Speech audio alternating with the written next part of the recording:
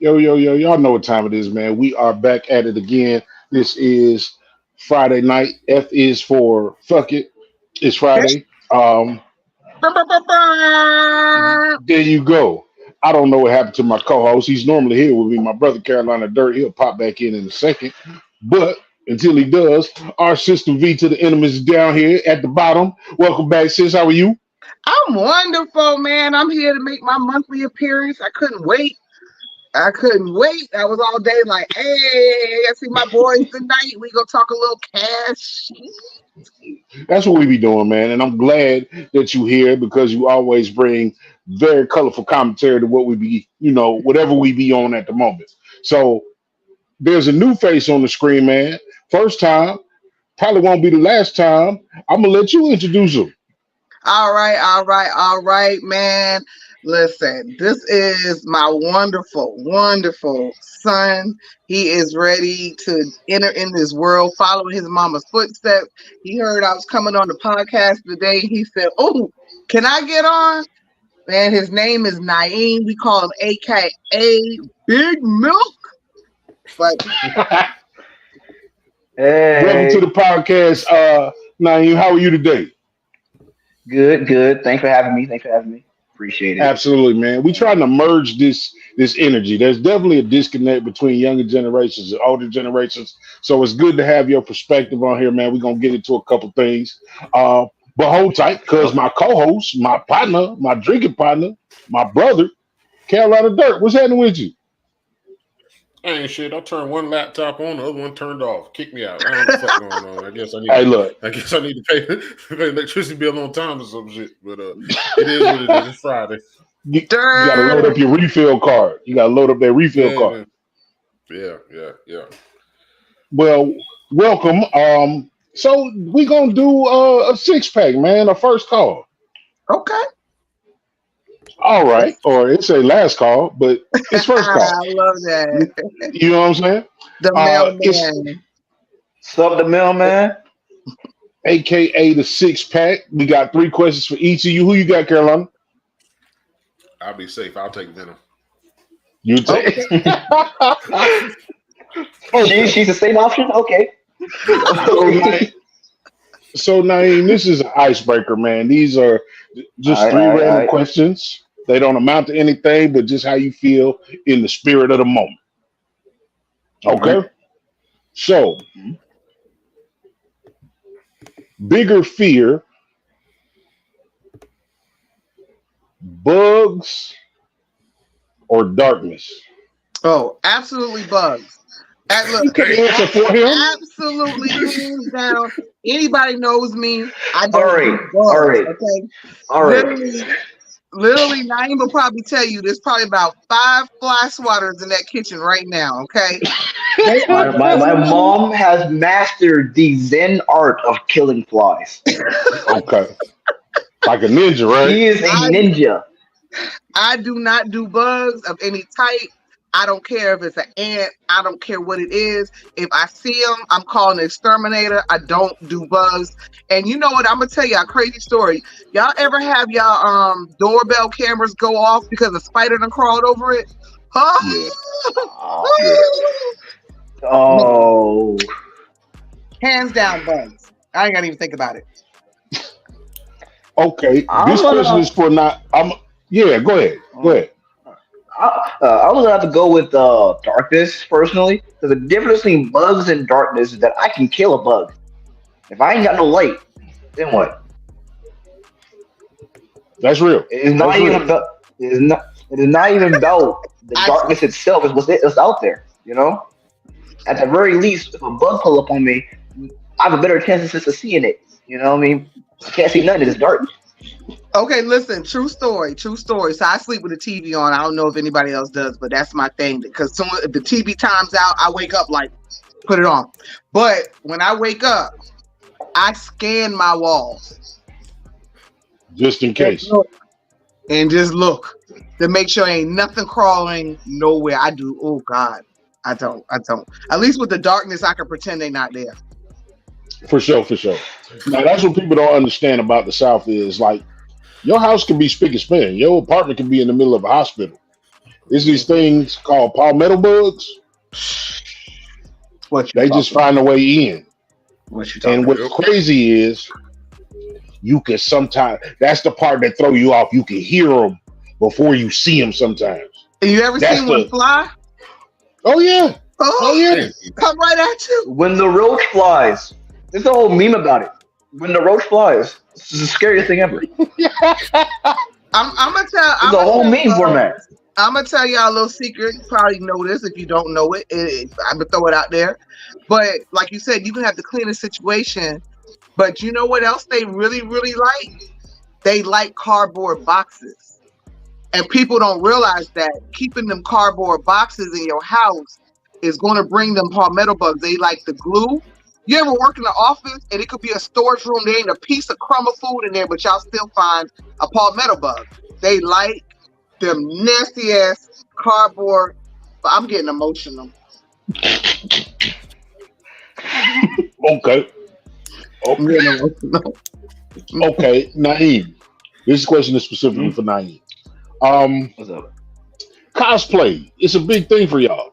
You know what I'm saying? For your generation. Yeah. What would be, if you like no budget, you could do what you want to do, what would be a character that you would want to cosplay? No budget. All right. I made me think about that. What came to your head at first? First thing that came to your mind? I think the first thing that came into my head was some kind of like Five Nights at Freddy's in the car, because those costumes be lit to look at and to walk around in. It's like they think the idea of just walking around as a big old like a metal animal. You know what I mean? Five Nights Freddy's. It just looks cool. Yeah, they just look cool. It's a good one. For sure. It's the first thing anything about it with me. All of those costumes are amazing. Every time I see one, every time I see a well-made costume, they're always amazing. So, for sure, wearing one of those would be. Yeah. My final question is a question that I have for everybody that comes on. Okay? So on some Matrix shit, right? And I know Matrix is a throw reference or old reference for y'all, but white room, table, there's a chair for you, there's two empty chairs. Not related to you, unrelated to you. Who would you want to have a conversation with, dead or alive? Okay, it's a good one. Wow. Okay, dead or alive? No, Carolina gonna get you. This is for Naeem specifically. Okay. Ooh, that's a good one. I'm curious. Who would I want to have a conversation with? Just randomly? Randomly. Some answers have been Jesus, Tupac, Jay-Z, Rick Ross. Yeah. See all those answers. All those answers are fine and all, but I'd rather like my homie, Isaac. He lives up in he lives down in Florida, and I ain't seen him in years. So you and Isaac, and you got another chair. Who you gonna put in the other chair? And in the other chair, It could be somebody famous. Yeah, but I don't know anybody famous that I'd want to speak to. That's dope. But that's the difference. Like that's the difference in this generation. They don't care like we care. Like you said, people like Pac and all this kind of stuff. Like they on some different shit. If I were to pick any people, they'd have to be friends. They're not related to me. They have to be friends. That's dope. That's dope. And I'm gonna come back to you. Another friend. Yeah. I'm gonna come back to you about that because I had a conversation earlier this week, and again, there's some generational shit that we trying to understand as unks and aunties. You feel me? It's on you, Caroline. All right, Venom. Love Jones or Brown Sugar? Love Jones or Brown Sugar? Whoa. Okay. I'm gonna go with Brown Sugar. And the only reason why I'm gonna go Brown Sugar over Love Jones is I don't think the poetry was that great. I think we got hyped up on some subpar poetry.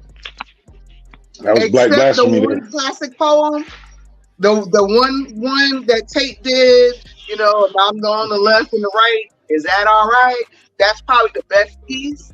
But in that time when all this was going on and poetry was blowing up, and y'all don't know, spoken word artists, part of my background. A lot of us spoken word artists were upset on some of the highlights that certain poetry was getting, and if you went to the real clubs, yo, we was spitting real Right. fire. You know what I'm saying? And some of the shit that was getting on TV was watered down. You know what I mean? So I'm gonna go with Brown Sugar. I think that's a nice nod to hip hop. How many times you took the driver's test? Driving as the actual. Yeah. How many times you took that test? Oh, but okay. One, but I failed the permit test 3 times. Okay. God, dog. It's You not know, that funny. The permit test twice. Good, parallel parking practice in the right in the parking lot. You know, Spring Valley had the briquette. You know, you could just go and whip in there and practice. But the driving part, I was fine. It's just, but you know, I'm not a good test taker because I overthink. I analyze. I always feel like you're trying to trick me, so I'm always like over analyzing every question. So, all right, my last one. Slip and fall in the kitchen or slip and fall down the steps? Neither, goddamn it. I would not recover from that. Definitely not them stairs. Damn. Oh man. Didn't I just tell you what I went through this week? Gotta make my back and my ass just started hurting. That's why I asked you. See, the kitchen is dangerous because you don't know if you're gonna knock over some forks and knives and plates and cups. But them steps. Okay. But if I had to make a choice, I'm gonna go with the stairs because I have a chance of grabbing the rail. I'm just thinking, I start to slip. I have a chance. There's a chance. Grab the rail and save some of my ass. Trying to break a fall down the stairs will hurt you worse than just falling down the stairs. No, but if you slip in the kitchen, you fall back and pow. Yeah. I'm like thinking a banana peel. Like I'm thinking that look. Like, you know what I'm saying? I don't want brain damage. Got a point. Okay. Some people ain't got no rails. In their steps. Oh, I got rails. I'm gonna try my damnedest to get to it. Okay. So before we get Venom got some topics for us, man, and Venom always have, like I say, dope perspective. So I'm gonna let you run with some of the topics that you threw at us. But before you do that, Naeem. And this may be a case by case thing. This is what I want you to clear up. All right. This your generation. I'm gonna say 16. I'm gonna say 14 to 20. That's just the group I'm gonna put you in right now. The way y'all describe and make friendships, it's a lot of conversation about twin. It's a lot of conversation about, my friends, and from the unks and the aunties, like we might know somebody for 4 years before we call them our friend. You feel me? So how do y'all determine friendship and how do y'all weigh those friendships? Interesting. Let's see. See, the term friend is a very loose term now for us. Okay. Anybody that you you're able to talk to somewhat comfortably is a friend, at least to the word. Like you call them your friend, but your real friends, you kind of just know when you got a real friend. You like internally, I know when I have a person that I call my friend versus someone who's actually my friend. Okay. And usually it has to do with how willing am I to like go out of my way to speak to them. Right? So So, like, I think, especially for us, like the transcending of the name, like you got friend, and we have always used the word. It's a very, like, if I put that label on you, like I really, really mean it. And then the next level is your sister, your bro. You know what I'm saying? I think that's kind of for our generation. Do y'all have another name? Like he said, now the new thing is twins. You know what I mean? And let me just say that, just FYI, I kind of I did that shit like 20 years ago. Okay, say that. Let me tell you a little story real quick, little story time. But you know, especially back in the day when me and Charlamagne the God was super tight, we used to call each other twin. We was calling each other twin 20 years ago. Just FYI. Just want to throw it out there. No, for sure. Because, you know, like they say, it's nothing new under the sun. It's just time and space and rotation. Mm-hmm. You know that's why it was so funny when I started hearing it. And our whole thing was we started calling each other twin because our careers were very similar. And of course, now he done rocket shit out of there. But you know, we started in the same station, Charleston. We both came to Columbia Market, and we used to always just be like, "Yo, we the same twin. You the male version of me. I'm the female version of you." Now I ain't as bad as him. I ain't never been that bad, but you know, want to throw it out there. So do y'all have another name? Like when y'all say bruh, now you don't bruh me. Now I'm gonna tell you that's one thing I love about my son. Yeah. He does not when y'all get frustrated, y'all use bruh in a like to convey frustration. And it's crazy to older people. It's a very bruh is it's more casual than bro. And it's like it's as simple as a sigh for us, you know, like it's like that's a verbal like word form of a sigh for us. You know, I get it, like bruh. But see, what throws me off about that is y'all will get mad with y'all parents and be like, bruh, come on, bruh. And it's even more like it's like an ear infection, like when a young lady does it. You feel me? Oh, it's like somebody trying to stab me in the ear. Like I am not your brother. You feel me? So and this is just again about the way things are perceived and how we gonna communicate between the generations. Yeah, I get that. I get how, you know, people ain't accustomed to being bruh. What they feel about that, especially parents and their children. That's why I'm really good at not being openly frustrated. You know, being polite. This is important. So keep the negativity out of normal conversation. See, and can I just add? Did you hear what he said about being polite? Let me just add, because we can steer this as a segue on this, because it aggravates me in life when I see people all the time saying that, oh, y'all, these kids is like this because y'all don't let us beat them. Y'all don't let us do this. Y'all don't let us do this. I don't beat my children. And you hear a young teenage black male talking to you who does not bro his parents, who said the words about being polite, keeping negativity out. This boy did not get abused. I don't curse at him. I ain't got to talk to him like a dog. I ain't got to demand nothing out of him. And all these people thinking that these young kids are disrespectful because y'all ain't beating them like slaves is a lie. Yeah, you gotta also add the love in there. You gotta nurture a kid. If you don't nurture a kid, they gonna be renegades. And if you're gonna have a pop-off kid. If all you do what you got to say? With people my age,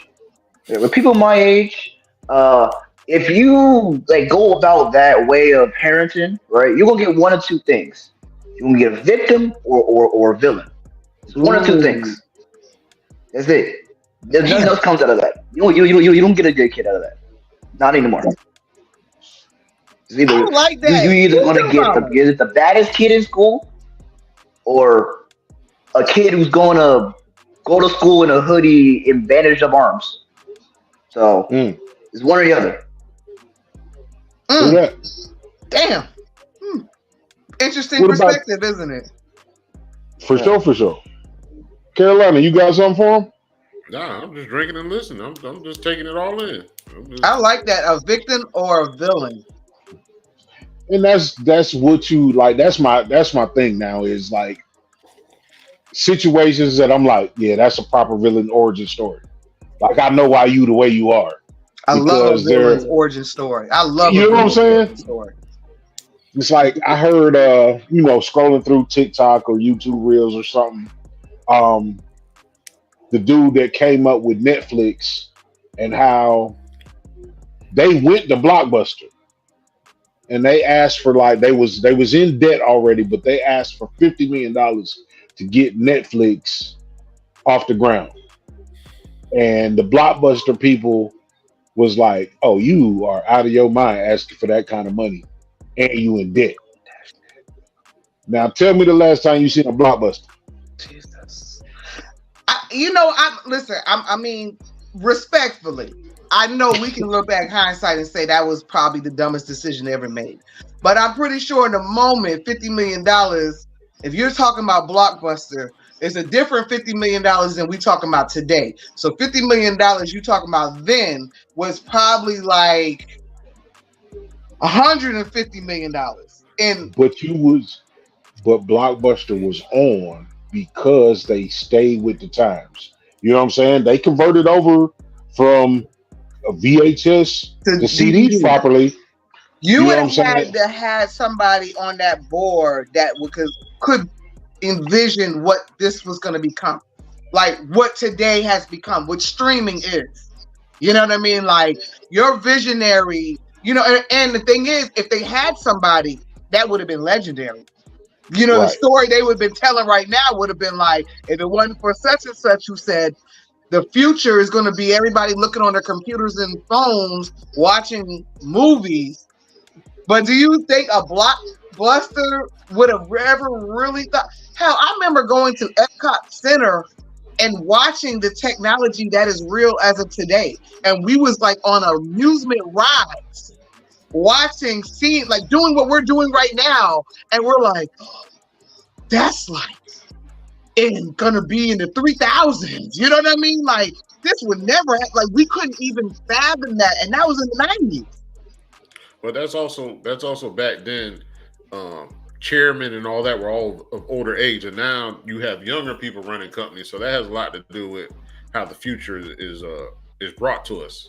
I think Blockbuster just they probably now you hear about chairmen and people getting VPs and presidents getting fired, and back then you didn't hear about it as much. So I figure they probably had somebody old that didn't believe that we would be able to watch shit with our phones. Yeah. Like the fact that Blockbuster felt like everything is, people are going to be family. People going to watch Friday. They're going to do TGIF movie night. They're going to do TGIS Saturday night movies. They felt that they had that. And the movie theater was going to do the movie theater. But to be able to sit there and watch it with your phone, older people weren't going to think like that if that's everybody that made all the correct, all the powerful decisions, should I say. This is back in the 1900s now. I worked for a telecom company. I'm not going to say which telecom company it was, but I'm talking like 98, 99, right at the turn of the century. And they were working on the first generation of smartphones and multimedia, and going from a regular Qualcomm Nokia Snake phone into actually having, streaming video. So that's 2000, and Blockbuster was still around in 2000. So my question to Naeem is, because I really feel like technology is so advanced now that if you are up to date, I just want to see. Maybe it's something that his friends are talking about or whatever. Because I just think there's like, for us, Venom, Carolina, like there is a divide between what our parents know about technology and what we know. You feel me? So what is the next thing, or what is the next thing that people are talking about? Like right now, I know it's a lot of AI stuff. Is there technology that we should be privy or trying to gain knowledge about that you guys are working on now? Yeah, AI is it. Yeah, AI is it. It's everywhere. Or you can AI is getting so powerful now that you can fully fabricate it and create a completely realistic video, a long form one too. You can completely fabricate it. It'll sound convincing, look convincing. Everything will look good. And what platforms When you're different. are you guys using for AI, or some of the In AI? terms of platforms, people there's just a lot of different AI like sites, but where you see them most is posted on like YouTube. You know, AI using AI voiceovers and stuff like that, so you don't have to use your own voice online. Yeah, we got AI art on like Facebook and Twitter, well X, I mean. Uh, you know, Look at you being just old oh fashioned. Snapchat, Snapchat. They got AI there. I don't like Snapchat personally. TikTok, TikTok. I talk the bane of the human race. Uh, and I don't think I can think of anywhere else. Twitch probably. Twitch. Right. I think they're starting to do AI streams there. I think so. I know there's like a whole subsection of content that is talking to fictional characters generated through AI. Right. So I mean, how does that make you feel? Like you know, when you know, okay, I know you're very in tune because I keep y'all on point. Like that internet shit is all fake. I'm always y'all want to say fake news is the internet. I tell my kids that all the time. I drill in their head. What's the saying? I always say if it don't look right, it's probably not. right. You know, research before you share. You know, that's another big thing that I talk about all the time. Cause ooh, you little ninnies out there, y'all out there sharing a bunch of bullshit. But shit, boy, it drive me crazy. But anyway, I always tell them that. But the question I want to ask is, with that, like you said, these characters that are AI, why is it seems like younger people are so comfortable like talking to something that they know is not real? It's because it's not real. There's no consequence to what you say to it or what you do around it. You can There's do a whatever you consequence. want around it, and and they can't judge you, and Right. no one else can judge you if they don't find out. Interesting. You know, I and a think lot of for AI lack of sites it, actually use that as a selling point. That their admins and their coders don't actually look at the chats. Uh, Yeah, I would be very so wary of that. you know, yeah. P- uh, uh, I believe I tried one time a while back. Uh, I can see the appeal if you're a psychopath. Right. That's what I'm saying. Uh, It's like is you're starting to bend reality. Like the Matrix is becoming a yeah, real thing now. You feel me? uh, Because you have this AI that's programmed to have this interaction with you, and it's programmed for a specific interaction with you that does not foster regular social interactions with human beings. You feel me? So how do you are you just gonna stay 24/7 in the tunnel? Because I feel like that's dangerous. that kind of when you if you decide to spend like all your time socializing with AI, socializing with people is going to become impossible. Uh, because difference between AI and people, the AI story is always going to go your way. You know, Mm, talking to people don't always go the way you want it. Talking to AI will always go the way you want it to. If it doesn't, you can just try again. You can't do that with people. You meet one person a person once. Like, even going a little history lesson as to how these AI chats came to be. There's something called ChatGPT out there, which was used originally as students to basically cheat. And I say cheat, I don't say cheat kind of loosely, right? Because from what I see, it's kind of cheating. But uh, a lot of people don't see it that way. Uh, and I'm trying to remember what the arguments usually were. Uh, but they're either not nonsensical enough for me to not bother trying to remember, or stupid. They just didn't play out in my head. So I was like, okay. Uh, and like I believe it was a whole thing with like schools trying to figure out, do we ban the usage of AI? And I feel like that should have been a lot faster of a decision. But regardless, a lot of things about schools I think should be different. But I'm not here to talk about that right now. Am I? I mean, school is a whole different conversation. We'll have to bring you back to that one. Yeah, for sure. I definitely got some questions about, Okay. about what is being taught and are people being corrected? Because we used to fail. And I don't think kids fail no more. But again, that's a whole nother conversation. So, but I'm going to let you step in. Yeah, I was going to say, you know what, Naeem, thank you so much. You have enlightened. Like I think even Dirt over there, we just like stuck like this is interesting. So we're gonna let you go, Naeem, because we're gonna get ratchet in the dotish. But all right, I appreciate you, young brother. Very thought-provoking some gems tonight. I'm still on the victim or the villain, boy. I think I'm gonna have to have a whole dialogue frame on that one right there. Like that's something that's deep right there. Just call me with me whenever you need me, man. I'll be right here. Absolutely, young brother. Absolutely. All right, now. All right, y'all. Big Milk. All right, y'all. Take it easy. All right now. Catch y'all next. Oh man, dope, man. That's your kid, and that's my kid. That's dope. That's my baby. That's so what you got going on, mommy? That was my first try. Did pretty good on the first try. Did pretty good. Yeah. Considering some of these young, oh, he gone. Consider some of these young motherfuckers, man. Come on, shit. Nah, he got his head on, man. This one lady was like, "You need to teach everybody the secret." I'm like, "It's not a secret to raise respectable, intelligent young kids. It starts with you being respectable and intelligent. If you acting like a damn donkey hood rat around your house, why are you gonna be shocked when your kids act like that when they out in the street?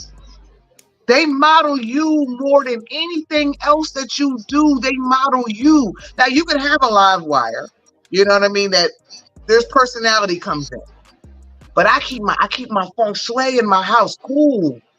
So my kids is like this. We don't yell. Ain't nobody be yelling in my house. I don't yell. My husband don't yell. My kids don't yell. We don't slam doors and act a damn donkey. We keep it cool. Let's talk about it. I said what I said, and I meant what I meant. That's the way it should be. I don't think a lot of people have the emotional intelligence that is required. And normally when you see a kid that is at risk or has behavioral issues, it's almost going to be, it's going to be the same when you meet their mom and dad. Off the chain. You already knew. That's why teachers be scared to call their parents when they have a bad kid, because they know what kind of parent coming with that. They know. So why your son, you say, pretty much if your kid come to class and he smell like weed at 7:00 in the morning, it's a good chance you're going to need the resource officer to be with you in the conference. Absolutely. You got to have the decency to wait till you drop them off and get to the crossing guard and make the left to light the blunt. Come on, man. If you ain't got the decency to do that. The people don't even have no barriers for their kids. They do that, like they think that they're a good parent because they can do certain shit in front of their kids, and that's not the case. The kids ain't nothing but sponges. They soaking that shit up. So if you cursing your kid out at home, he cursing his friends out, tease out at school, man, because they feel like cursing is part of the conversation, or they feel like, well, shit, my mama stay out till 2:00 on the weekends every weekend. Shit, it's all right if I go in at 1:00, 2:00 in the morning. She ain't gonna do shit. She gonna wake up. She ain't gonna cook no breakfast. Like all that shit go in the head. It's like no judgment, but judgment. Like literally the other day, I walked to the bus stop to get my daughter off. So we talk about elementary school kids. My neighbor drive down there to pick their kid up. Cool. She rides back with the windows down. The other kids walking, her kids in the car. I see a baby seat in the back, and she playing just ratchet. She gonna look at me like, and it's just I'm hearing big sound, and I'm like, who rides around with their kids listening to that? I'm gonna tell you straight up, I am a hip hop. Y'all know where you know my background, but with my daughter in the car, the dial's on 104.7. I ain't gonna lie to you. Okay, get this Katy Perry and That's be right. well adjusted. Definitely. Yep. Mine on Kids Bop. I be listening to Kids Bop. Oh yeah. When they was younger, that Kids Bop used to go down on satellite radio. Put on Kids Bop channel. I got my daughter listening to Little Mama. It's always been crazy to me, man. And I've looked at my friends like, for real, cuz? Like, birthday party. Why? Been at the birthday party when and then went on for a couple hours, and now they have turned to ratchet music. And I'm like, yo, my kids are not exposed to this. This is not like we're not gonna be in the jump castle and listening to Sexy Red. That we not doing that. We not. I'm talking about like, why is this 3-year-old in front of this minister society on loop? I know you ain't got cable, cuz, but why is that shit on loop? I made the mistake of following up a friend that wanted us to watch parts of the BET Awards. And we started watching little clips, and we were watching the Usher tribute. And my daughter looked at me with all that booty shaking, like, because she's not exposed to that. I don't sit my kids down to watch that. Like, I don't, as much as I've been a part of hip hop, Vixens, all that shit, there's a side that I don't expose my kids to. You know what I mean? I want them to be kids for as long as possible, because this adult shit is real, yo. This shit is not a game. And it's playing into the system's hands. It's like, that's why they'll treat a 12-year-old boy like a grown-ass man. You feel me? So, I mean, the system is gonna do what it's gonna do, but there's a cause and effect for all of this shit. I'm gonna say this, and we can move on to our topic. But I'm gonna say this: I promise you, you can scour all of my social media. You'll never see a picture of my son doing this, holding no money, emulating none of that bullshit. You know, sometimes, and I'm sorry to say this, when I see some of these young kids that get gunned down, and I see the pictures that the parents have to post of them, and I'm just like, yo, like, that needed to have been signs for you that you need to start picking up on. You know what I'm saying? Like, when your kid is emulating rappers that are getting killed on a regular basis and doing all of this and all that stuff, my kids are kids, yo, and I pride myself on that. I'm a little bit of a helicopter mom, just a little bit, but I pride myself on that, because I told my children, I told my son, my job is to shield you from as much trauma as possible, because you're gonna get traumatized eventually. Anyway, so under my watch, I'm going to try my best to keep the trauma from you. Absolutely. Nobody deserves to be gunned down. Nobody deserves to die violently, but you can also contribute to certain shit. And I don't think that your baby deserves that, but also you got to think that they don't deserve that, and you got to act like they don't deserve that. And you better know it. Also, it's the village shit. There's no more villages. Well, because these YNS is going crazy, because you can't talk to these. But what I'm saying, even as adults, even as adults, like if I'm next to Venom and I see, like she said, she go pick up her daughter, but for some reason she don't pick up her daughter, and I see her daughter walking with some girls that she normally don't walk with, I ain't gonna make it obvious, but like, hey, you know, Venom, her daughter's walking with a Brandy over there. I mean, just a casual, even casual shit can help save the kids. Like, you ain't got to make it apparent. For sure, there's no more villages. Like, people don't even talk to their neighbors no more. So that used to be a resource for helping you raise your kids. Yeah. Well, we're still village people over here. I done seen kids get off the bus, get home. Parent ain't made it home. They standing outside. Yeah. We done pulled up. What's your mama number? Call. We done brought them down to the house. Call the mama, let them know they coming down to the house. Come and get them. Oh, I'm running late. Da, da, da, da. Got you. They ain't got to sit out here in front of the house. Come on down. They'll be there eating popsicles, waiting on you. You know what I mean? Like we're very much village people, and I pay attention, and like even my mind clicks off when I see a young person somewhere they shouldn't be. You know what I mean? Like middle of the afternoon, I see somebody look like they 14 walking down the road. I'm like, why they not at school? And I'm looking at everything. I'm looking at, okay, what color shirt they got on, pants, shoes. So if anything ever come up, I can be like, I'm already like digitally like, oh, it was 12:45. I seen them coming down the road. You know what I mean? I mean, you can't approach like you used to. You know what I mean? Because people get crazy, and you don't want to have to deal with crazy. Especially where you live. Ain't nothing like having a crazy neighbor you got to deal with, and this is where you live. Like that's like the worst shit ever. But yeah, we can do better. We can all do better. Absolutely. But no, we had some topics that we was gonna hit. Yeah. You want to go there first?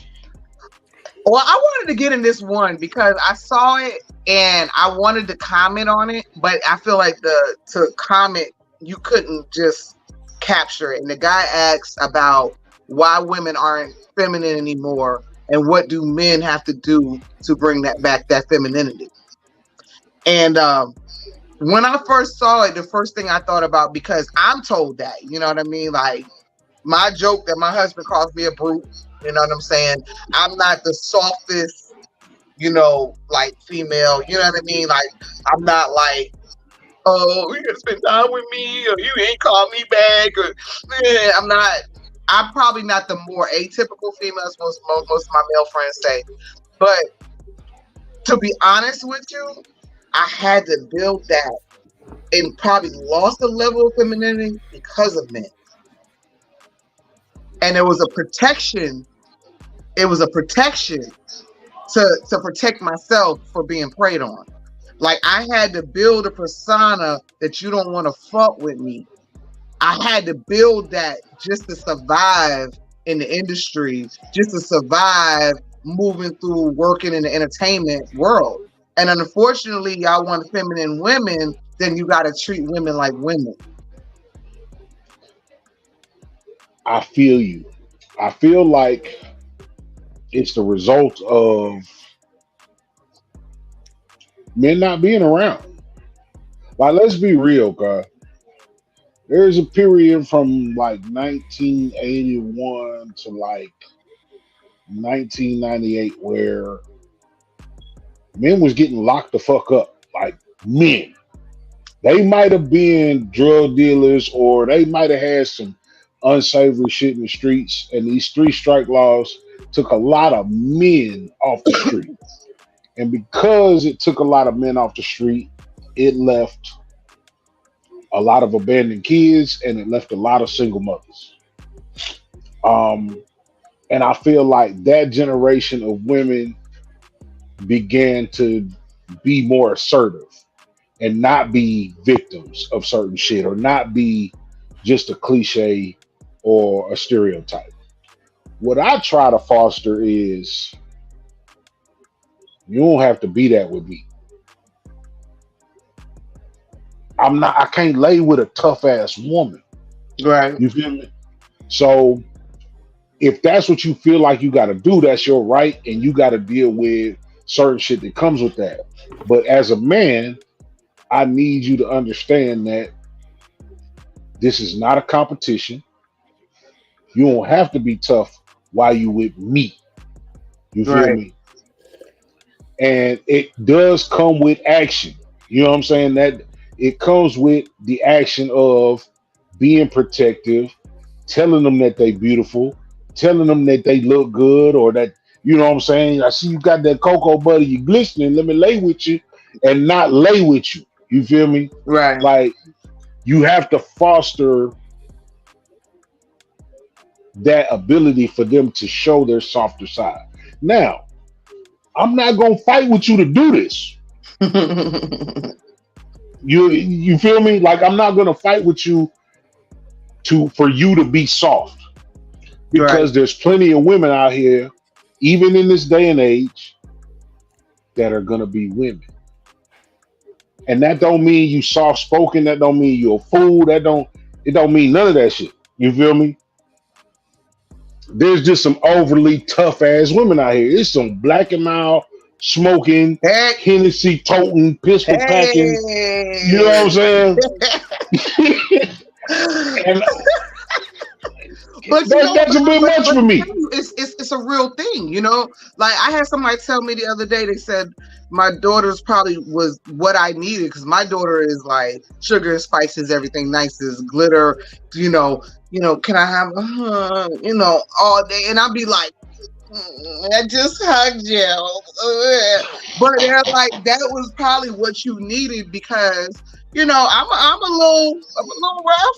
I'm a little rough around the edges. I'm not mean, but I'm just, I had to, even being Venom, that was a character I was about to say to protect. It was protection. You know what I'm saying? And that's what I need a lot of men to understand is we didn't want to get like this. It's just like, even to the point, I mean, like you said, okay, even like being in the club, trying to just walk from A to B, you gotta dodge people groping you, doing this, doing that. And then after a while, you just gotta be like, you start, now I'm gonna walk through like this. Right. You know what I mean? When I walk through the other way, you want to violate. So now let me walk through like the thug ass bitch that I am. You know what I'm saying? Like you gotta know when to flip. You know what I'm saying? You gotta know when to flip that switch, though. I totally understand what you're saying and your career path. So I've been in the club. I've never been one to do what you're talking about. But I've seen many dudes do exactly what you're talking about. But still, yet when you get home, you got to be able to flip that switch because it's hard. I totally understand it, but you can't expect men to actually accept that also in the same sense. Like you and Smitty match, so it worked. So there's always somebody out there for somebody, but there's a lot of women out there that pick and choose. But there's a good dude, you just feel like, for whatever reason, he not the fit for you, and he could be a good fit. There's a lot of dudes that would accept that and would accept your soft side or your harder side. It's just up to that person. But you also got to flip that switch, though. You got to be able to turn that shit off. Just like a man, he come in the house, he done worked all day, he done dealt with whatever he had to, but he got to flip that. He's supposed to flip that switch when you walk in the house. So it's kind of like the same concept. It's right, because what even with dudes, right? Even with dudes, right? It's a way that you gotta operate in the street, right? Mm-hmm. Depending on what you're doing, there's a certain way that you gotta operate. If you into something as simple as smoking weed, you're gonna have to go to certain areas and deal with certain people that's gonna make you, you feel me?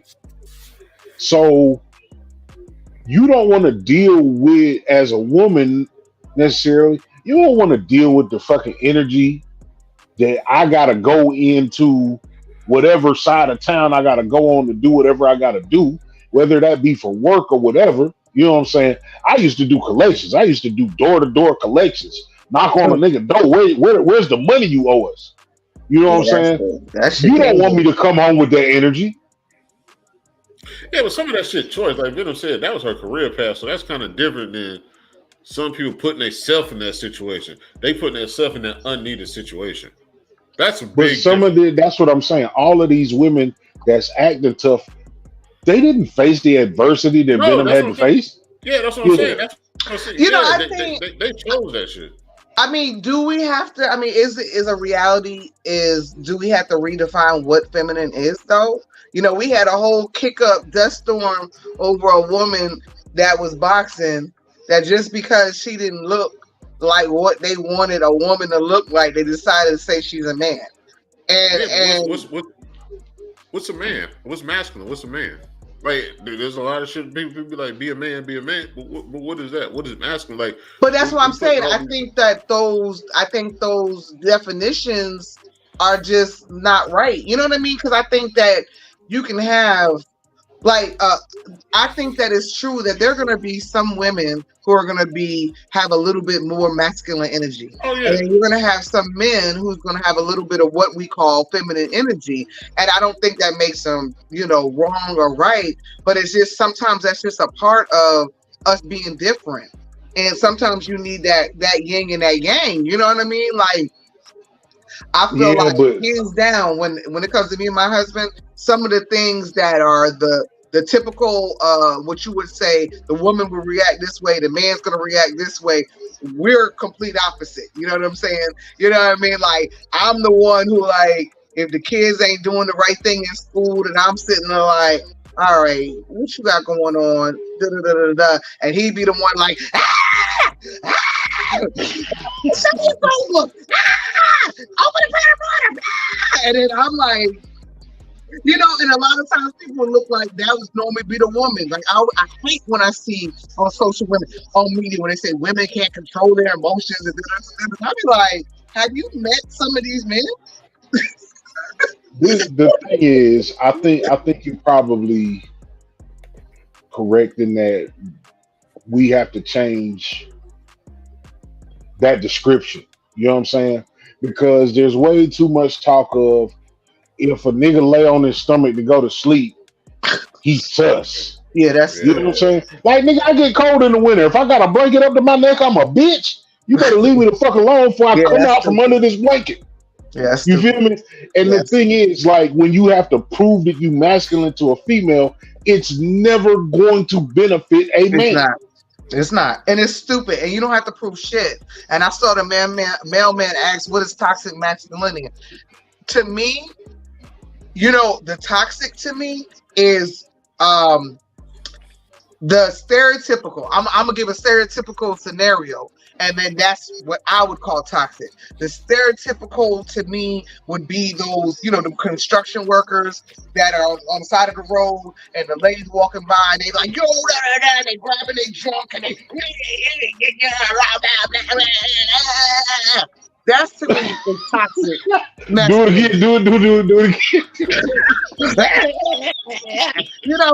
That's what I would call toxic. Where did the tongue come from? Oh shit. I mean, that's what I would call it. That's when you're hitting every male stereotype that there's out there. You're willing to bottle that up and give it out. That's what I call toxic masculinity. Yeah, I don't like toxic masculinity as a term. I think I'd rather call them bitch ass niggas. Like, toxic masculinity to me is that nigga that's outside the gas station, that's been outside the gas station for an hour, that's flagging every female that come in the door to try to get attention, and when she rejects him, he want to be aggressive or whatever the case may be. Fuck you, bitch, or steal their car. Yeah, sorry, happened to me before. Did I tell you that? Yeah. What? Yeah, she told that story. Yeah. I feel like niggas don't like you when you turn them down. Niggas stole my car. Oh, that shit is like, real. Fix you, bitch. Right. I mean, that's really real, but I feel like toxic masculinity is a blanket statement for when sometimes it's just an assertive dude. You feel me? I like an assertive dude. Be assertive. Right, but that line is so fine these days that sometimes it gets called toxic masculinity. Assertiveness is based off patience. To be honest, if you got patience, but also confidence. Well, no. If the woman got patience, he's being assertive. If she ain't got no patience, he's being aggressive. Because you can have a dude do the same exact shit as somebody else 15 minutes later. And it also depends on what he looks like. Sorry, ladies. I was just about to say that. Had to call you out, ladies. My bad. Definitely that. But one could be assertive, the other one could be aggressive. The prison bays, like the amount of women that be on these comments when these dudes go to jail, like, he fine, he can come do whatever to me, and then you look at the dude charges, you be like, but you'll choose the better bitch. Yeah. Mm-hmm. Like, come on, man. Be putting the money on the damn books. Here we go. Or he could be a dude that did everything, but he just ain't fuck you right. He did everything right. He did everything. That's kind of a big right. deal to some people, though. That's what. But they'll take the jail dude. They'll take the dude that got 5, 6 baby mamas. You know what I'm saying? Like, does that benefit you? Does that help you progress? Ain't nobody fucking like a nigga that ain't got no job, cuz. Yeah. I've been here before. That's his job. And I've been here before. That's literally his job.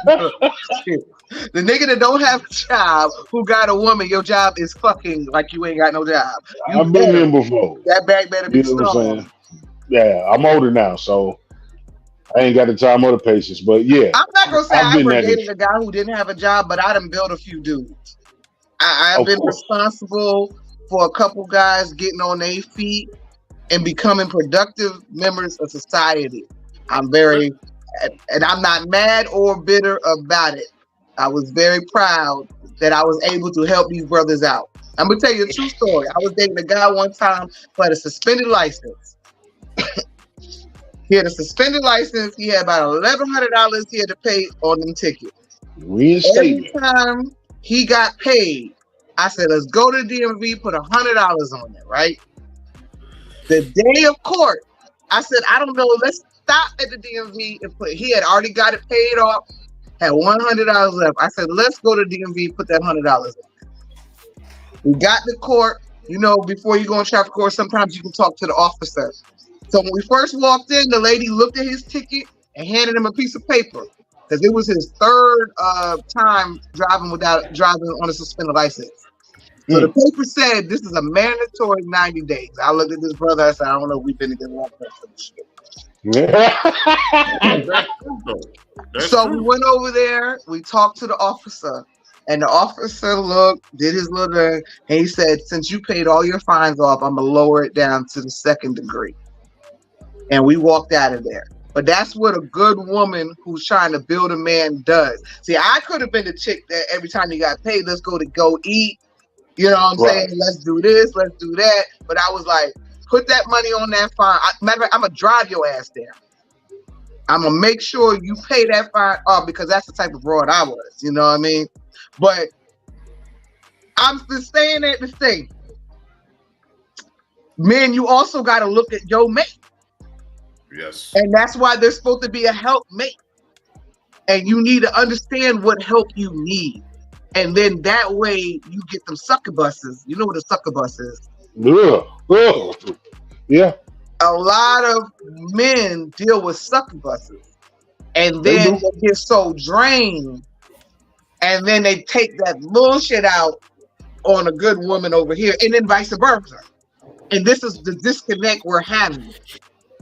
Yeah. Damn succubus. So, hold on. So she didn't say suck and bust. No. She's talking about a succubus, which is an ethereal spirit type that will slowly it's actually take the energy about you. The water out you, but it's actual a plant. But this is, theologically, yeah.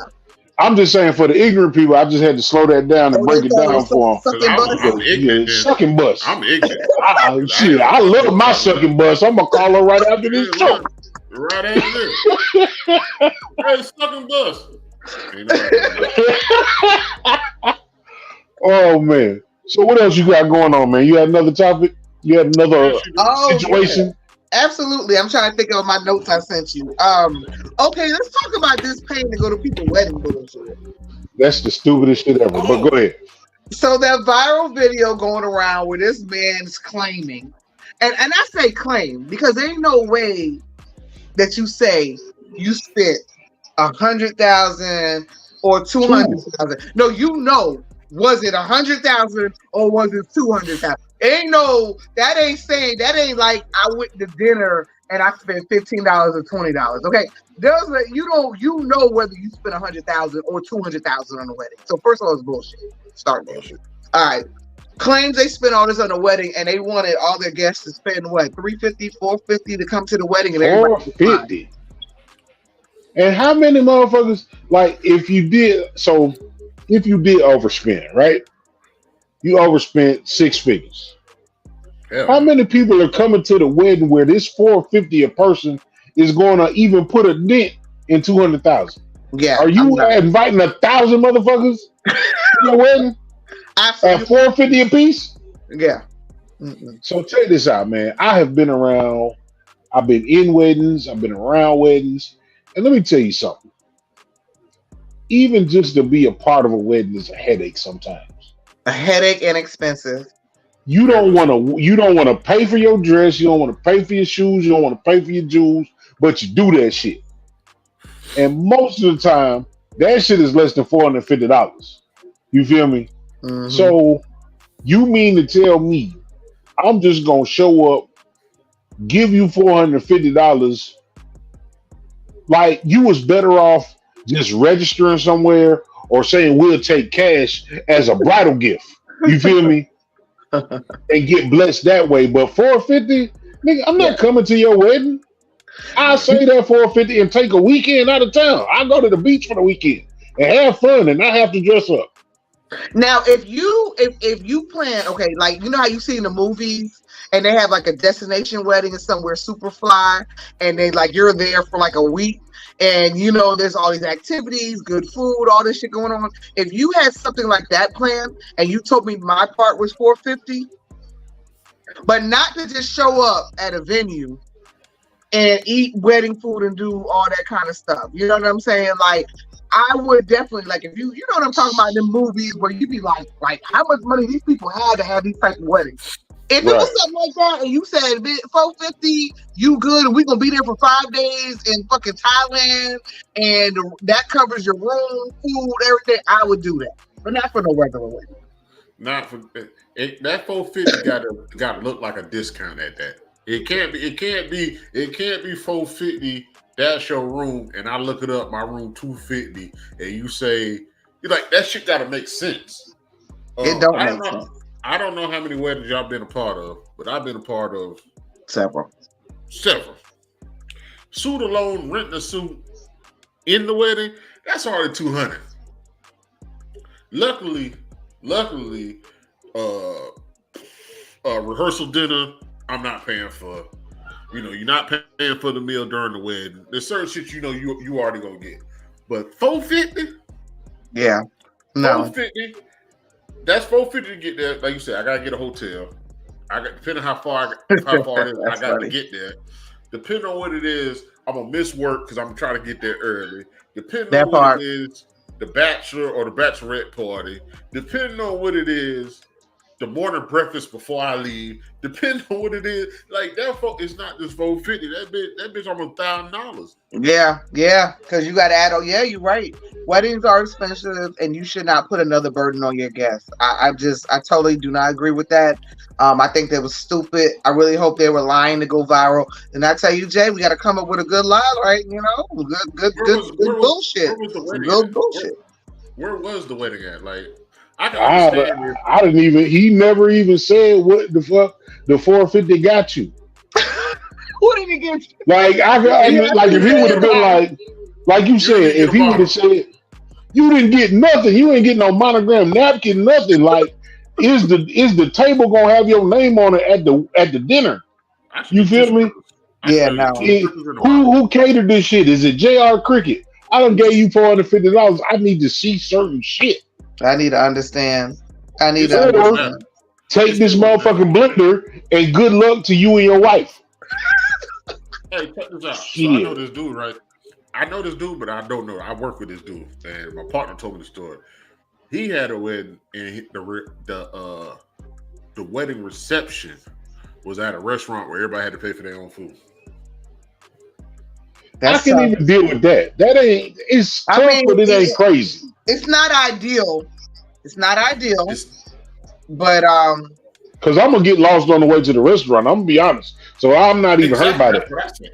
said. Now I'm gonna be honest with you. Now, being that I was grown as hell when I got married, you know, we paid for everything. So one of the last things, you know, because when you decide to get grown as hell, they have to understand ain't no more daddies just paying for weddings and all that shit. You know, especially when you going to get married, you already got kids and you got all kind of other shit, baby daddies and shit. And now daddy on Social Security, he can't pay for your whole wedding. So we paid for our whole wedding, and going down to last minute, it was trying to figure out this cash bar. The cash bar, I'm telling you, hands to the man. I got married at Riverbank Zoo. A cash bar at Riverbank Zoo is $1,500 an hour. That's nuts. Ain't no way none of these 130 people gonna drink that much liquor in an hour. Okay. Let me ask you this: was the animals part of the wedding? No. Did the elephant bring you out? Did the elephant walk you down the aisle? Smitty tried. He asked for a tiger. He tried. Oh no, Smitty tripping. You know he tried. Yeah, that nigga wilding. But we did get in front of the flamingos, and they were very much a part of the wedding. It was very loud and very disrespectful. Okay, just let me fuck them flamingos. But anyway, so in the last minute, in the last hour, I said, look, I went and got like $600 or whatever at the ATM. I gave it to one of my very good best friends. And I said, stand at the bar and try to buy everybody their first, second drinks, whatever. And when it's gone, the money gone, it's gone. Well, ours was kind of strategic. They hit at the last minute. They was like, hey, we need this many G's. And I was like, this many G's? They were like, shit, God, no. But did it at the Embassy Suites during Christmas, so it was already decorated. So really, that's where we stayed at afterwards. That's dope. Oh, okay. So what we did, we really only had to pay for the per plates because it was already decorated because it's Christmas. Yeah. And I wanted to do the bar shit. Like I wanted to bring the liquor, but they were like, "Nah, it's the Embassy Suite, so we got to use our own barbecue." So our people is our people, so it didn't matter. We're going to the trunk of the car anyway. But it was a nice event. We had the one on Greystone, it's inside. So we actually had people that came out their rooms to look down. Oh, that's nice. Yeah, that's nice. But their shoes were fucked up and horrible as hell. Oh, that nigga had the worst. If you spend money, spend it on the quality of the men shit. Women got y'all dressed and shit, but the men, we get some bullshit suits with some bullshit shoes. Them bullshit Hey, man, look, I don't care if the suit is made by George out of Walmart, cuz get the right shoes and get some custom orthotics or something. But, man, we had shoes that was just shell shoes. Like, they had a top of the shoe and the bottom of the shoe. And when I tell you, but look, people was passing out like they was working out. Off the pain of them shoes. Of the shoes. Oh, I had a pair of shoes I wore in somebody's wedding that I ain't never put on ever again. And like matter of fact, I gave them bitches away afterwards. Over with. Like I would never put them shits on again. And talking about this callback when we talk about gender roles, even when we was planning our wedding, my husband had him and his boys' suits picked out before I even had a dress. Before me and my girls did bridesmaid. That's why we telling about them gender roles that everybody think, oh, the woman is all that. They had their colors and all that shit before I had any of my shit. But my brother was in charge of his situation. Right. But when I tell you this, and I take it back, it wasn't because we originally was going to stay at Embassy Suite. We ended up going to the DoubleTree. And I had a night wedding. So when we got back to the DoubleTree, their bar had already shut down. And you know how niggas do. Everybody started popping the trunk. We started moving tables around. We done set up. Me and my homegirl, the bride, did a beer run. Went to the gas station on Broad River, brought some beer. My people were pulling out coolers. They started playing spades. We was down in the damn DoubleTree to like 4 a.m. And that was the best part of the whole wedding. That's a function. We ended up at my pop's house. I think we ended up at my pop's house. There's probably about 50 people out there. And if you've been in my pop, you ain't been spending. If you've been in my pop's house is my pop's house. And if you've been there, you know what's going on. But it was people. A wedding is that shit is an event. If you never been married for that shit is tiring. It ain't supposed to have no cover charge. I ain't never heard no wedding with no cover charge. No co-sign to the cover charge. Hey, let me tell y'all. All right, so my homeboy got married 2 years ago. I went to a wedding in Augusta, and people get disrespectful, and it's part of the wedding party. So I'm in the wedding, and he had a rehearsal. So when people are in the wedding, everybody in the wedding has a relationship with the bride or the groom, and that's their personal relationship. So I go to my homeboy. He was like, all right, we're doing a rehearsal, and then we're going to go to dinner. He was like, I bought a lot of liquor for the wedding. So the rehearsal dinner, you buy your own liquor, but the food is paid for. I'm like, cool. So after rehearsal, we get there. I'm the last one to sit at the table. He done rented out a whole. It's not a bar. It's more of a restaurant than a bar, but they got liquor. He rented out the whole thing, so nobody else can get in. We're in there, and he said, "You buy your own." He told me before I got there, "You buy your own liquor." I said, "Well, I tell you what. You already know I travel my liquor. Everybody knows I travel my liquor. It's in the hotel room, so we do the shit. We go back to the room and drink. So I'm not worried about buying no liquor at rehearsal dinner." I see people buying liquor at the rehearsal dinner, and people like, you ain't drinking. They don't know me now, but it's like, you're not drinking. I was like, nah, I'm good, because he already told me he not paying for this shit. He ended up paying for that shit, and I seen at least 8-9 drinks. You know how mad I was for my homeboy? That you missed out on the. That's what you get for being cheap. I didn't. It's not the fact I missed out. He told me that he's not. Everybody buy their own liquor. It's the fact that they order liquor. Now, I don't know if he told them the same shit as he told me, but me. Oh, you saying for them to run it up? As far as the people running it up on them, they ran it up. Damn. He already said he had $1,000 worth of liquor for the wedding. Damn. And I saw the $1,000 worth of liquor. But you gotta be strategic, and you gotta use the words right. Like, I didn't do a rehearsal dinner, but we did a dinner the night before. Matter of fact, we did at Kiki's Chicken and Waffle. It wasn't a rehearsal dinner, so you gonna pay for your food. Okay, it was just everybody getting together the day before the wedding. That's it. That's the least you could do, man. Like I said, if you want to have an extravagant wedding, that is on you as a couple. You know what I'm saying? That don't go to the people that you want to support you. Supporting you is not giving you $500 fucking dollars. No, it's not. You know, some people look at it different. So I was part of another wedding. And his rehearsal dinner was at Tsunamis. This is the last wedding story, cuz. I'm tired of this story already. His was at Tsunamis. So same shit. You buy your food. So I saw him get the tab because I'm pulling out money. I didn't even know he was gonna pay for everybody. So I'm pulling out my money to pay for my meal. And he was like, "Well, I got it." And he looked at it, and I saw his look on his face because he had got the ticket, and I was next to him because I'm trying to give him the money. That bitch said $600 and some odd dollars. I said, "Damn."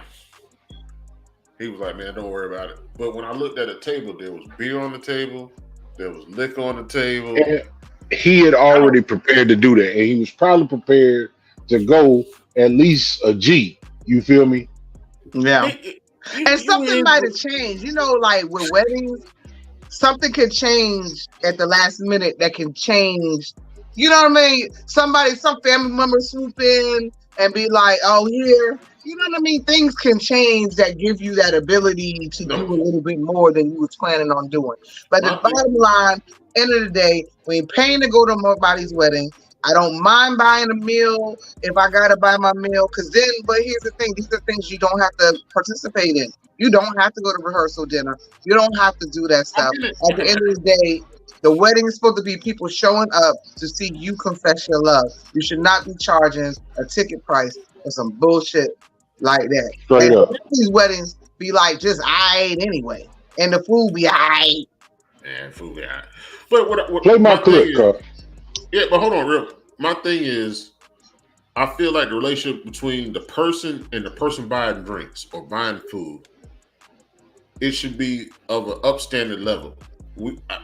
For the award show, I saw Smitty. Smitty said, well, "I'll buy you a round." Smitty said, "What you want?" I said, "It don't matter. Whatever you feel like buying." That's who I am. I went to y'all event. I didn't drink y'all liquor. I drank liquor I brought. I just that's the type of person I am, and I feel like people should be on the same level. If you don't buy the liquor for yourself, when you socializing by yourself, don't drink everybody Then else's don't top come. shelf when you at Oh, when you at somebody else's everybody got event. their cup, but they ain't put in. They didn't put Yeah, in. you done showed up. Everybody got Stella. They got Hennessy. They Yeah. got Jim Beam, Jack Daniels. You show up with Bush Ice and drink all the other shit. They all look. Damn, I know But what you you're know talking what? I about. would say for the most part, my people's is pretty cool. I remember when I threw a 70th birthday party for my mom, me and my brothers took care of all the food. And what I thought was really cool is I guess they didn't think that what the type of dinner they were showing up for. And then everybody, was sliding us a 10 here, 20 there, you know what I mean? And we had already between us like, was at a restaurant, but we already took care of all the food but people were still coming like, And I think that's the major point about the wedding and you like trying to make this 450 a requirement. So let me give you the benefit of the doubt. So you a fancy couple. Y'all on some high top shelf shit. Y'all highfalutin. So everybody that you invite for the most part are gonna be those type of people. You know what I'm saying? Yep. So I know I've been to weddings and seen some cards with some buku mo loot, for a bride and groom. So for you to demand 450, you blocked your blessing. You blocked it. You did. You're right. And you know what? I did that because we had been together for a little while. That I wrote in my invitations, hey, it was a cute little poem I found online. Like, we got pots and pans, our life is set. We don't have no registry, but if you want to do a financial gift, and that's what everybody did. Everybody put money in the car, gift card. Man, we was popping gift card, our whole honeymoon. We was. That's what I'm saying. Like, you block your blessing. Like, so you want 450. There might have been a homeboy, a homegirl, a co-worker, a business partner, a business owner that was like, shit, I was gonna write you a check for $5,000, but now you want me to give you 450. I ain't even coming. I ain't coming. Or I'm gonna show up and not do shit. I'm gonna show up for free. Well, not for free because I paid the 450. I'm gonna show up because they gonna have security at the door. Man, fuck. Where your ticket? So what? They scanning your wrist. You got a damn wristband on. What's that? 450 times 100 motherfuckers is what? About 45,000? 450 times 100? Yeah, 45,000. 45,000. So what was 45? That's completely ridiculous. Stupid. And how many? And that's what I'm saying. Like, how many people was coming to your wedding? But we off that because them people done pissed me off, man. Fuck them people. Fuck them people. Well, fuck them people. Good. Get them half-eaten corn on the cob. Look, a good pivot from wedding. I saw another post. So in Columbia recently they've been doing a lot of them alumni basketball game type things. And I saw a dude make a post and he was like, they go to the alumni basketball game and they run into a chick and they're like, she's like, hey, I'm gonna introduce you to my husband, boom, boom, boom. And then dude like, damn, back in the day we ran a train on old girl. Look, is she somebody's wife now? You know what I mean? Is there a statute of limitation of being a hoe? No, not for no train. You can be a hoe, not a train. If a train is very distinctive. A hoe is just over time. You shouldn't disrespect nobody, no matter what the fuck they did 20 years ago. Correct. You still did some hoe ass shit, but it's not my business to rehash that. Exactly. I agree. It shouldn't be your business to rehash that. Now, if I don't rehash it, but at some event around this alumni basketball game, you giving me the eyes or you giving me some kind of attention, then you open yourself up for whatever the fuck you open yourself up for. But let me ask you a question. Do y'all really think, like, when y'all run into a female, this is just me, I'm being on my reporter shit. When y'all run into a female like you knew from high school, college, whatever, it's been all these years, and then on some nice, hey, how you doing? Nice to see you. Oh, let me introduce you to Bob. This is my husband. Hey, da. Are y'all thinking about like the shit that happened 20, 25 years ago? Absolutely. That's how nasty it was. Absolutely. Damn, that's tough. Only if it is firsthand knowledge, because you can't go by shit your homeboy say. You feel me? Because if you go by the shit your homeboy said in high school, then she fucked 75 niggas. You feel me? And it was only 2 motherfuckers. You feel me? Right. What up, Together We Break Chains? Thank you for pulling up. But I think as an adult, as a grown ass man, I'm not gonna hold. I'm gonna think about it. It's gonna cross my mind, but it's not me rehashing it.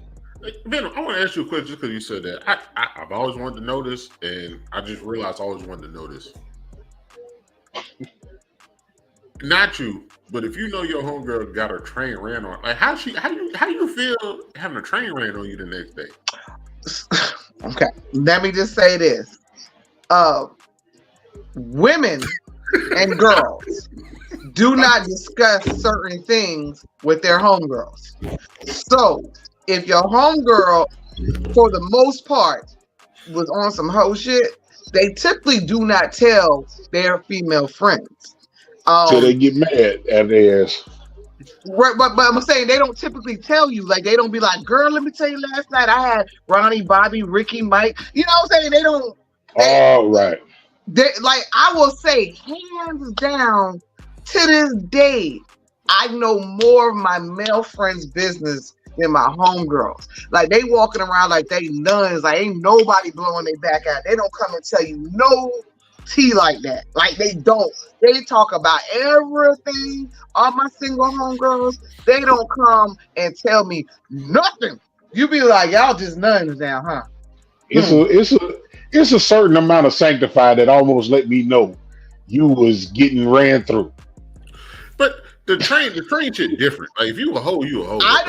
Okay, so to answer the question, I do not know anybody. Okay, I'm gonna take it. You know one of your. Wait. Okay, I'm gonna say this off this side, and I'm gonna say this on this side. I don't know anybody personally who has had a train ran on them. I know somebody that I've been told from dudes I went to school with that has gotten a train ran on them. If that clears it up. But I don't have no friends that have ever. It was all alleged activity as far as that's alleged activity. I just never, like, women the next day, like would you, like, if it wasn't for drugs, and there's women that do it, and if don't be drugs, don't be involved. Liquor may be involved. Some people consider liquor as a drug, but it's just, I just always want to know the thought process. Women want to know men's thought process. I want to know women's thought process. I think you got to live it to know the thought process. Did you say thought or thought? Both of them. It was a double entendre. Okay. Now, this is the thing. I think you got to be in that situation to be able to give the proper commentary. Now, are you gonna get a motherfucker to admit it? Yeah. Slim to none. I wasn't the type of dude to just wait around for my turn. Yeah, I ain't doing that. You know what I'm saying? That just was, it was weird to me. And if it was weird to me, I know it was real. I ain't gonna say that because I don't know. It's not my story. So I knew a groupie chick. She was a radio groupie, like big time. Like, she was known through the radio station. You know, she giving DJs head while they DJing. She was known, like, everybody knew her. Everybody was familiar. All the guys I worked with and had a turn at some point in time. Her end of her hoism, and she told me her story, which turned her around, was she went to go do a club on her, and she was in the office. And then apparently there were other men in there, and she turned around and it was like, one. And that ended her hoism. I'm saying that because she may be somebody's great wife right now. Yeah, exactly. But giving DJs BJs is diabolical. That is crazy. Man, look, we've been on here for a little while, man. Go ahead and play the last little clip so we can get up out of here, man. It's always good when Venom is in the building, man. I tell y'all. We didn't do shit that she talked about. We did. We did the wedding shit. With 3 of them. Oh, okay. Nah, she gave me a list. I said she's a list, but all right, this is the video. Here you go. No, man, go ahead, Coach. I'm in. Just one time. Just one time. You got to shot that bitch. Just one time. I got your buddy for you. Give it to him, Twin. He's straight for it. Just one time. Twin, give it to him. All right, hit it one time. You got to do that shit in the service. We used to do that shit. Yeah. One time. Okay, I do that shit. One time, We can do that shit in jail. Yeah. What the hell? Okay, Bro, don't die. Go ahead, die. Bro, what you finna die. Oh, my mama, y'all, he boy tripping.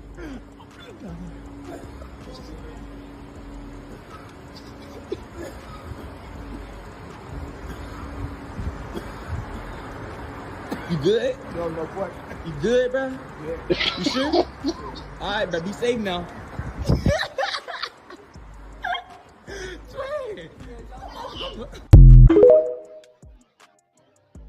That's literally me hitting a blunt 2 times. I'm out of here. I can't do that. Man. I can't. That old man was scared of them young niggas because he was not supposed to hit that reefer. Somebody I laughing would at have hit that shit because I didn't know what they had in it. Hey, I don't like you seen him at the end? He started chewing that motherfucker. That's Hey, crazy. Nah, he was tasting it. That was.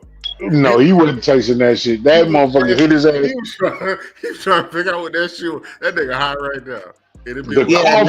The cops was low on the volume because he was fighting for his life getting out the elevator. But you know what? That's me. That's why I don't smoke weed. It's like I'll be like that.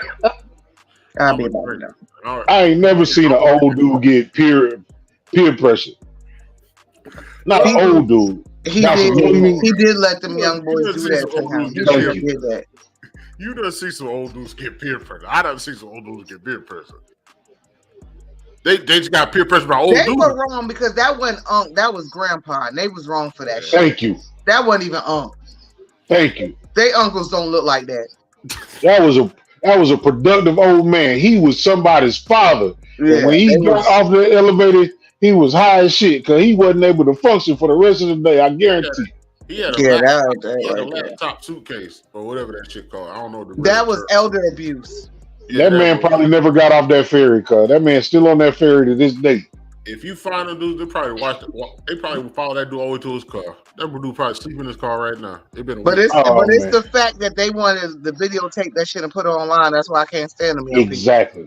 Exactly. He probably was an upstanding person in his community too. Good job or retired from a good job. He probably don't even show his people he smoked. Yeah, that was terrible. Disrespect. God bless that man. God bless that man. But either way, man, look. Let me say about these disrespectful little buzzards. I was walking out Kroger's and I see them young, they probably came from the valley, whatever.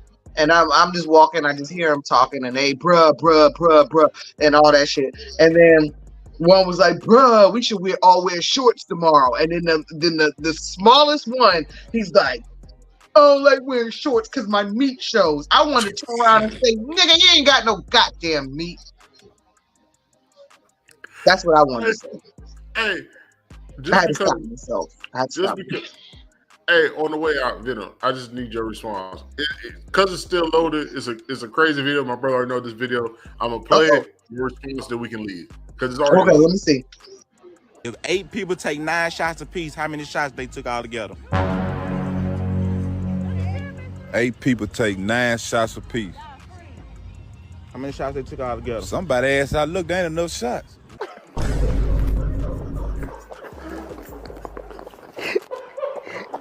9 times 8, bro. If 8 people took 9 shots, oh yeah.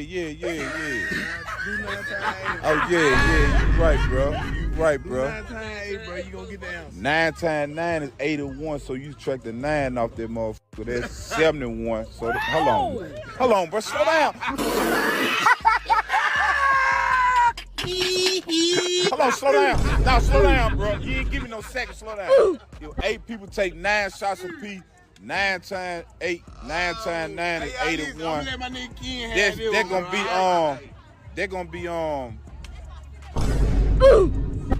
20 minutes later. Ain't no way, bro. You got it. Hold on, bro. 9 times. Hold on. 9 times 9 is 81. You subtract the 9 off of it. They're gonna be Today, Junior. 71. They're gonna be 72. That's your finance. That's my finance. No way, bro. Correct. It's about damn time. It's about damn time. My finance. That's 72. That's 72. That's 72. Venom, I saw your reaction the whole time, but y'all depending on these people to vote. These are the people y'all depending on to vote. What's up? Good luck. Fist bump. That man said 9 times 8, man. He said, well, 9 times 9 is 80. Well, give it to him for knowing 9 times 9, though. Give it up. Hey, man, look. That should be funny always, when I watch that shit. Always a good time with Venom. Special shout out to Naeem for coming on, man, and sharing Hey, big no. And what you got for the people, Venom, on the way out? Man, listen, I'm just happy to be here. I'm be 100%. I told y'all I was woman down. Just the fact that I'm sitting here. Look, I made sure I had a back on my chair today. Ain't doing no more stools. No more of that shit. But now, for real, listen, we're in a fight right now for our country. And I don't want to sound like these politicians, but it's really, really real right now. You know, and I just want to appeal to a sensibility in people. Now, I'm going to be honest. If you're here in South Cat, because I see a lot of people saying a lot of ignorant shit to live around here. I mean, go vote. But the reality is, we're probably going to be a red state, is what it is. What I'm going to say is this. Regardless who you like, regardless of all that shit, we need a balance of power right now for one thing and one thing only. And it's called Supreme Court. And if we don't win that fight of the Supreme Court, you're going to continuously watch your rights being stripped away from you. There's a possibility of 3 seats being up for grabs in the next 4 years. And if we do not get a balance of power in Supreme Court, y'all going to be in a world of hurt. Because you got to remember, Supreme Court is for life. So that's going to affect another 30, 40, 50 years. So that's my plea. That's all I'm going to say. Namaste. Absolutely. Now, don't get it twisted now. I'm not trying to discourage nobody to not vote. I'm not trying to encourage nobody to not vote, man. But these justices ain't got a whole bunch of time. Ketanji might be the younger motherfucker. I think Ketanji is the youngest person up there. Now, she probably got about 30 more years. The rest of them don't. But exercise your civil duties and go out there. Do what you gotta do. Do what you gotta do. But if y'all don't balance that power out, I'm telling you, you already see what it can get ugly. Has stripped away already. They already took away affirmative action. They already took away women's reproduction right. They're working on taking away people's right to be married if they're gay. Why you want listen? Marriage can be miserable. Why you want to stop somebody? If you want to marry a dog, I don't give a damn. Like I don't even understand. You know what's so crazy about the rights they want to take away? They're taking away rights that people are making a decision for themselves. It ain't got nothing to do with the country, economics. It don't have nothing to do with that. It's all about decisions that you want to make for yourself. Always remember that. And when you get into politics, the Republicans are always saying they're about having a choice and you having the freedom to do this, this, and this, and this, and this. But the first thing they want to take away is everything that you get to make a decision about your personal self. That's all I'm saying. Just think about it. The Democrats ain't great. Hey, look. But them other ones are psychos. Delusional and dumb. That's what I call them. Delusionals and dumb. Well, everybody got their opinion. I try to, I say what I say when it's time for me to say it. But I just can't vote for a motherfucker that support immunity for the police. And I'm going to leave it right there. What you got for the people, Carolina? Tito, the mailman. Same thing. It's lose-lose situation. Appreciate Venom coming on here. Venom's And gonna be on you know here. what, Tito, me and you had to have a back and forth because I don't 100% agree with you. And I think I saw some policies that was rolled out that I think people should 100% look at and have a healthy respect for it. I'm going to tell you the one that really tickled my fancy was I love the fact of doing an earned income tax credit for lower wage people, because those are the people that are getting preyed upon the most, and they do so much for society that they need to get back. Because guess what? It's not even a get back. Because all they're gonna do is take the money and do what? Throw it back into society. So it's a win-win situation.